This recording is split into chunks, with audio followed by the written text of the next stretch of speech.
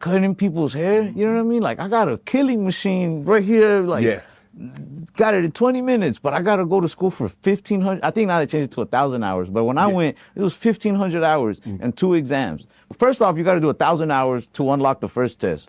You go and you sit down at these computers, and you can't look at nobody next to you. If you look at them and talk, they're just like, you failed.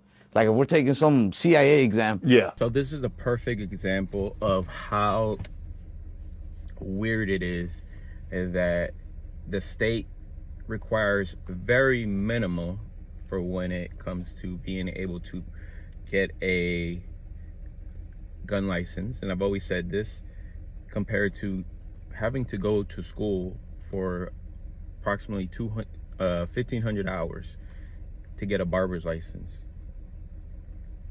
We know what this is about. It's about money. But the simple fact that the amount of time lost, in many cases, some of us don't really need it, right? But here you go. Here's an example. It's funny that this guy who's a comedian, I've seen some of his work, pretty funny, also was a barber at one point, and he went through exactly the same thing I went through, you know, many years ago. We're talking about a long time ago. That this was the way it worked. You had to go to school for a certain amount of period. Then you had to take 2 exams. One was a practical, one was a written.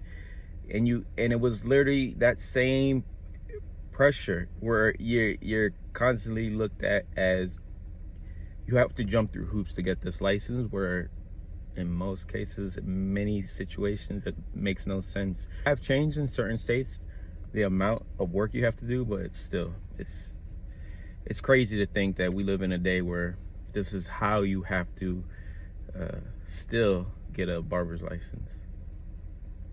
I don't know. Let me know what you guys think.